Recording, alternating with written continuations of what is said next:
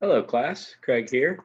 Just wanted to review appropriating Native American imagery honors no one but the prejudice with our essay 2 in mind as far as our academic arguments um, from the lens of rhetorical analysis in order to understand how stereotyping is having a negative effect, right, on the perception of identity. Native American community attempts to change Redskins team name and mascot.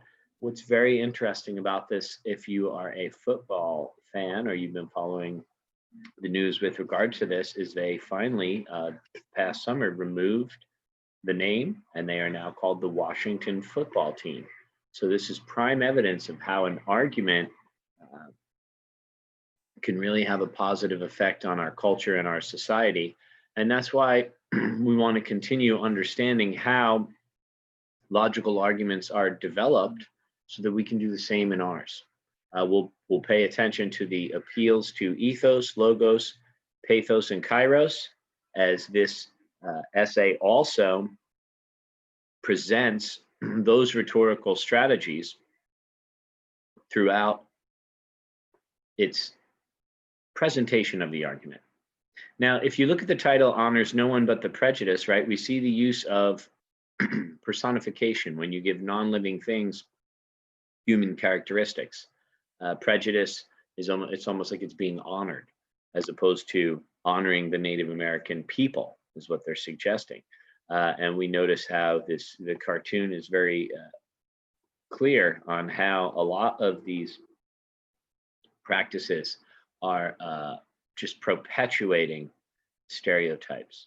Now, if we look at the opening, right, I was a sophomore in high school when a rather hostile group of cheerleaders and football players cornered me, yelling as I sat on the bench, "Don't you have school pride?" A cheerleader shouted. "You should be proud. We're honoring your people," one football player hollered.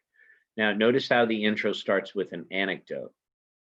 I suggest that you also invoke your ethos in your essays, whether it is essay 1, you're writing about diet choices and the effects on the environment. Essay 2, you're writing about identity and stereotyping.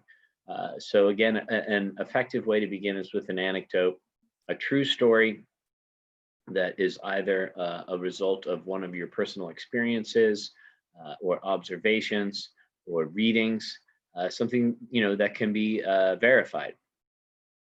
The writer goes on to give us background with regard to the anecdote. And although it's one of the safest cities, ironically, I didn't feel safe that day. And we have a nice transitional sentence there to the next paragraph. And as we move on, sorry, I hit that button by mistake. I had met one-on-one with the principal, my guidance counselor, a few teachers, and several students to share my negative feelings towards our school's mascot, an anonymous Native American warrior with long flowing jet black hair, a large nose, and huge mustache. Remember, when you want to mention the word itself, put it in quotes for emphasis. I guess I thought if I made it known I felt appropriating Native American imagery was offensive, they'd stop. I was outnumbered though, and my personal feelings didn't matter. Definitely looking at the causes of this person's feeling of unease. And essentially, we see the effects that the stereotype had on the author. That's the thing. As Native people, especially as urban natives, what we Indigenous people living in urban centers call ourselves, we are almost always outnumbered. So we go unnoticed and unheard. Our opinions never really matter. Students wore goofy, cartoonish costumes of our mascot and his equally tasteless warrior princess girlfriend at pep rallies and games.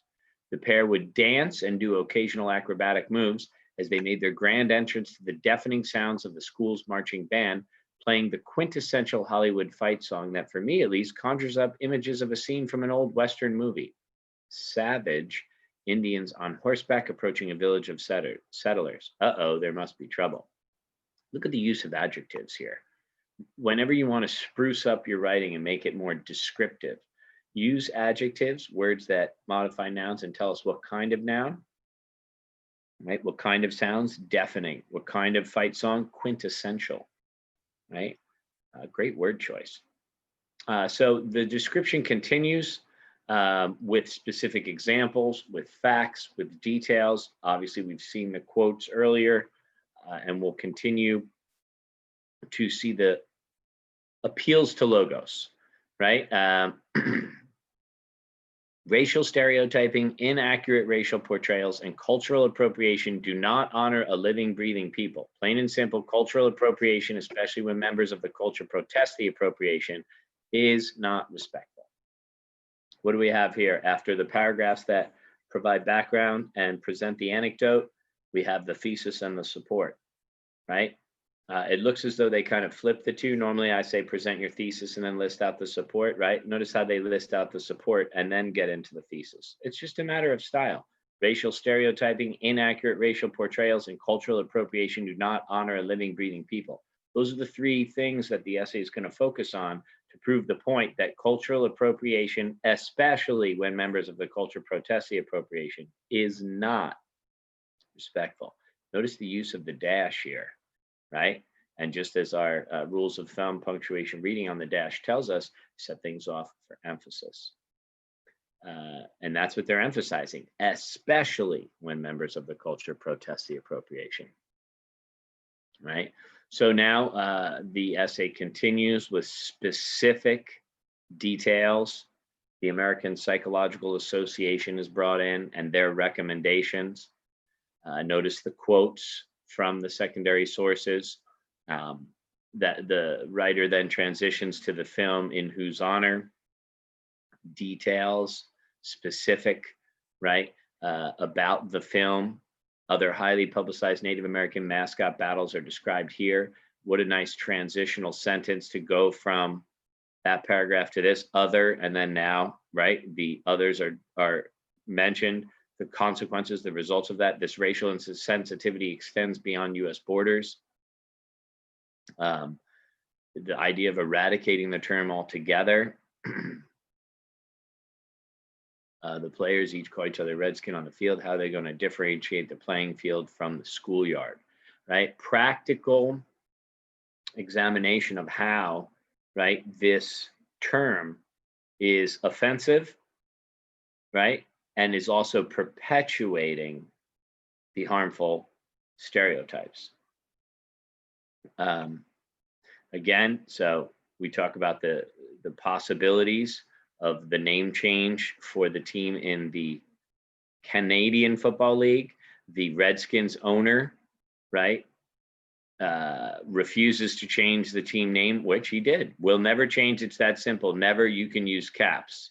And ironically, he was, I believe, indicted on misconduct charges. And once he was relieved as team president this summer, they changed the name. So we see a sense of arrogance here and overconfidence with his comment. And again, the opposite of Rogerian strategy, right? Despite the obvious offensive nature, the owners refused to look at things from a Rogerian perspective. Shame on him, right? More examples are brought in. Woodbridge High School's warrior mascot and imagery. Again, related to bringing the examples of cyberbullying. They bring in the Save Our Mascot Facebook campaign. Again, these examples are extremely significant and relevant. Notice how the conclusion brings in one more example to repeat the point, reviewing the support. The name Redskins is offensive to many, but my beef is not just with the name, it's with the imagery. When can we let go of our need to own Native American imagery, right? And we also have the anecdote about how the author, in yet another idea to support the point, decided not to attend the reunion because they were going to repaint the warrior face. So I think that we see numerous examples of facts, examples, sources to help the writer present the argument in a concrete way using appeals to logic, using logos. The writer invokes their ethos, right, with the anecdotes. The writer appeals to pathos when sharing one's feelings. And again, presenting it from a Rogerian strategy, evoking a hope to evoke a sense of empathy from the readers. How would you feel if you were in this situation? So I think a lot of the strategies that we are analyzing others' essays, right, with the focus on, so that we can incorporate the lens of rhetorical analysis, right, when we're evaluating our sources, right, when we're synthesizing our evaluation of our sources with our own arguments to present our academic arguments and fulfill our student learning outcomes, right? So keep in mind the importance of composing and evaluating and synthesizing. And I think this essay does a good job of looking at the effects of stereotyping and providing specific supporting details to prove the argument. So yet another example for us to emulate, yet another example for us to use as a secondary source in our own academic arguments. Thanks for watching and listening. And as always, let me know if you have any questions via cell phone, or remember tomorrow's office hours as well. Stop by to say hello.